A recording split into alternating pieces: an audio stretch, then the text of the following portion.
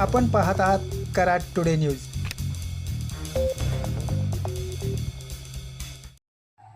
गुहागर पंढरपूर महामार्ग क्रमांक 166E वरील कराड विटा मार्गावर कडेगाव तालुक्यात शिवनी फाटा ते येवलेवाडी दरम्यान उभारण्यात आलेला टोलनाका पुढील आठवड्यात सुरू होणार आहे.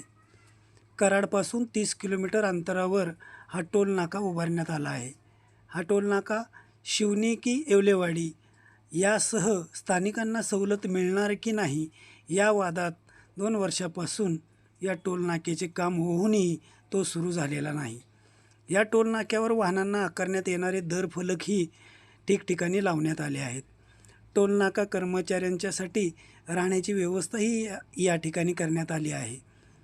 हा टोलनाका 2 टप्प्यात उभारला असून टोलनाक्यावर फास्टॅग स्कॅनिंगची सोय करण्यात आली आहे.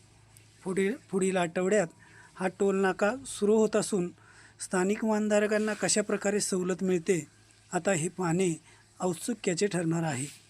शिवनी फाटा ते येवलेवाडी दरम्यान हा टोलनाका डाव्या व उजव्या अशा 2 ठिकाणी 2 लेनवर उभा असून या परिसरात CCTV यंत्रणा बसवण्यात आली आहे. एकूणच हा टोलनाक्यावरील यंत्रणा सध्या सुरू असून पुढील आठवड्यात प्रत्यक्ष नाका चालू होईल असे त्या ठिकाणच्या कर्मचाऱ्यांनी सांगितले.